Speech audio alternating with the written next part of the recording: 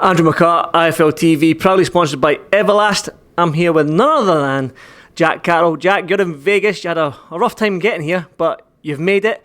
You're in the fight hotel for Ramirez and Josh Taylor. I know you're here for Chantel Cameron next week. She's defending her title, but you're here in the fight hotel. It's like a scouting mission, I suppose, Ramirez and Josh Taylor. So how do you think that fight's going to go? Yeah, good. Difficult time getting here, but I'm here now. Looking forward to the fight tomorrow, and obviously Chantel Cameron defending her title next week. So some nice weekends coming up. Looking forward to Taylor Ramirez. Obviously, I've got my eye on that fight, mandatory for the WBO title. And I've said it from day one, I do back Josh Taylor to win. And even as a fan, I'm excited to come tomorrow night and watch the fight and soak it all up and then see how it unfolds afterwards. You're mandatory for the WBO now. You've been mandatory for a long time, it's safe to say. So, you want Josh to win and stuff like that. Now, Josh has made it clear that he wants to fight Easter Road, the home of his football team Hibs, or the Edinburgh Castle fight. Obviously, you've probably seen on his social media the poster of that Edinburgh Castle. It looks tremendous when it's all lit up at night time.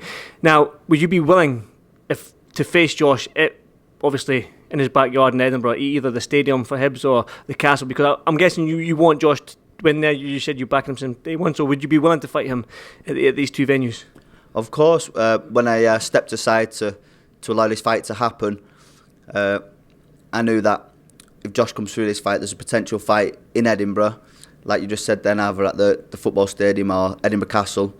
And I think I'm the only man for the job. I'm mandatory for the WBO. All the other mandatories have been taken care of. I beat everybody domestically.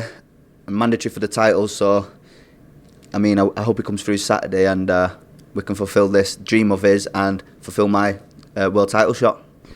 That's fulfill both of your dreams then. You're getting to fight for the world title, he gets to fight at the Castle.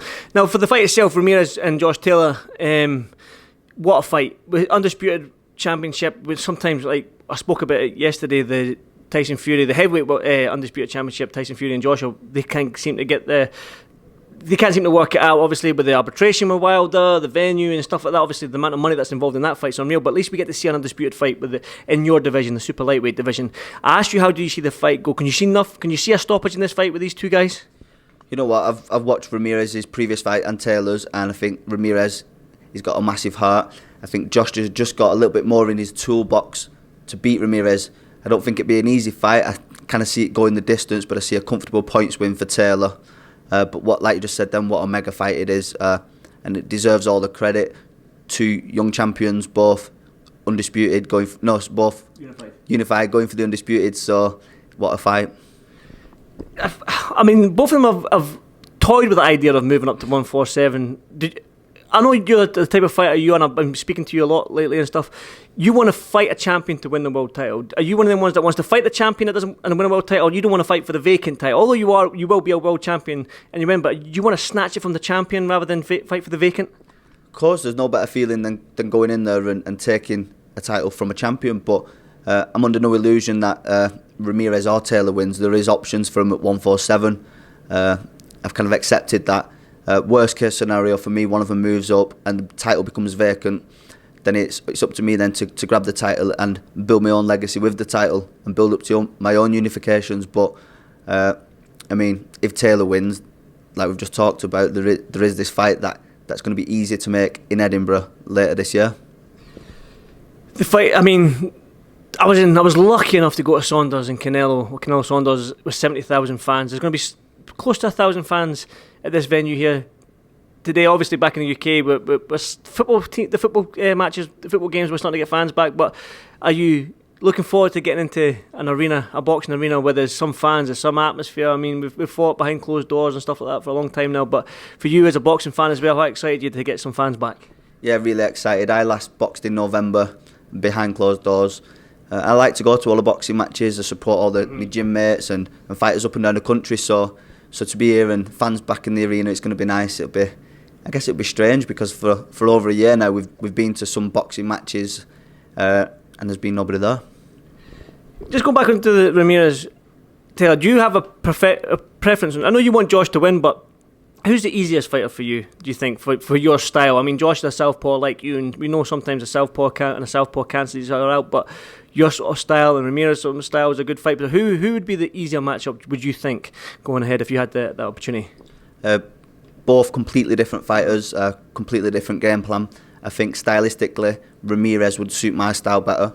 But then on the flip side of that, I've boxed a lot of southpaws, and I quite enjoy fighting a southpaw. There's a million different things you can pick from both fighters, but if I was to pick one fighter that'd be easier to prepare against, it'd have to be Ramirez. I know you're a professional athlete, so you've got that professional mindset. I know you've been for a run. You went to the Mayweather gym, you told me. I don't know if you want to tell the story about the Mayweather gym, but you rocked up with a gum shield, you went sparring and stuff like that. That's just a fighting, and can you just tell us a little bit what happened in the Mayweather gym and the little bit of training you did there? Yeah, so I landed here Wednesday night in Vegas, and obviously I need to take care of my training whilst I'm out here. And I did think you guys with Josh would still be in the top ranked gym, so I thought, you know what, out of respect, I'll head on down to a different gym. So Thursday morning, woke up, couldn't really sleep. I thought I would go in the gym and try and get some, just to see if I could hit the bags, etc. I turned up at the gym about 10, 11 o'clock, spoke to some guys. They said, I think they tried calling me bluff. They said, have you got your gum shield? I said, it's at the hotel. They said, go and get it, come back. So I went to the hotel, got my sparring kit, got back to the gym, and they all started laughing like I wasn't going to turn up. Got in there, managed to get some sparring, and I think I earned my respect in there. And that's what that Mayweather gyms you've got in there respecting. You've seen the clips in the 4-minute rounds or 15-minute rounds, the dog house and stuff like that they call it. But it's always good to go. You're a one-man army basically. You'd never had any coach there. You rocked up with your gum shield and just went at it. The one-man army that is Jack Carroll. Of course, and I've said it from young. Did a lot of sparring all over the country.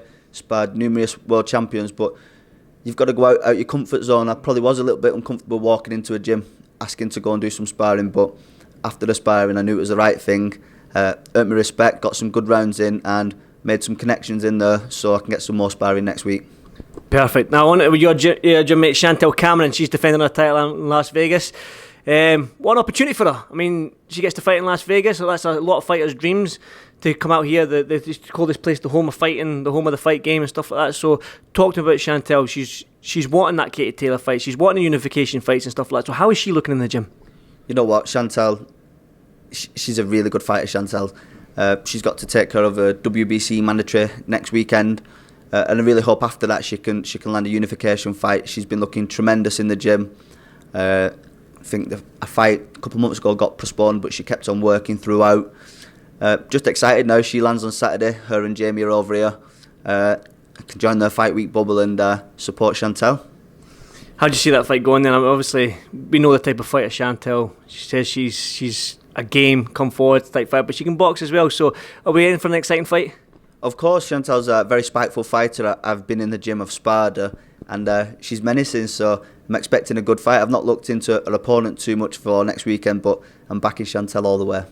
When you're seeing all this, I know you're in and around boxing, the Mayweather gym, you're here for the fight week with two champions in your weight division. How much does it give you itchy knuckles to get in there and get a fight date and get in there and do your thing?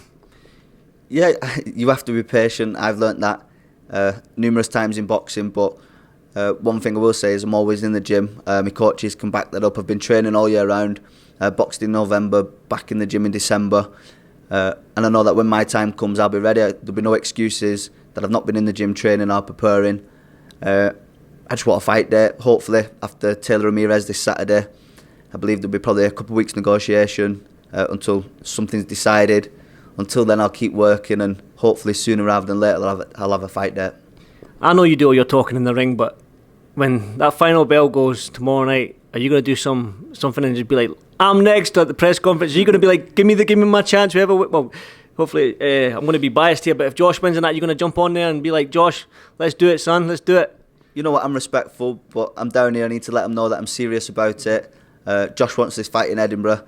I want to fight for the title that I'm mandatory for. So, you know what, I'm here, I'm serious about it, let's go. Let's go.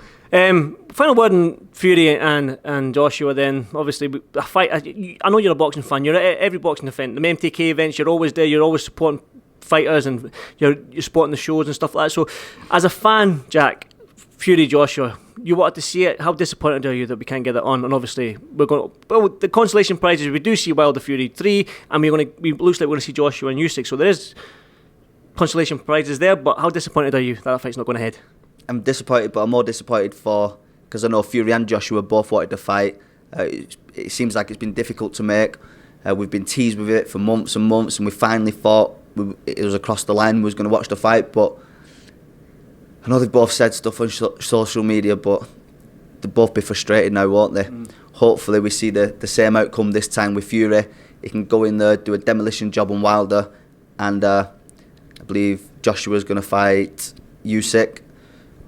Get that fight out of the way. Hopefully he comes through that and we can see it later this summer. Okay then, Jack, I won't keep you much longer. Let's go and grab a coffee. I'm getting a tagline. I always say I won't keep you much longer. That seems to be my catchphrase, but it is what it is. We'll go and grab a coffee, but one final word on Taylor Ramirez. Looking forward to the fight. Wishing Josh all the best. Obviously, backing our own out here. Hopefully he comes through and we can get it on. There we go. Jack, let's go and grab a coffee, mate. Thank you so much for doing this, Five TV. Thank you. Won't keep you much longer.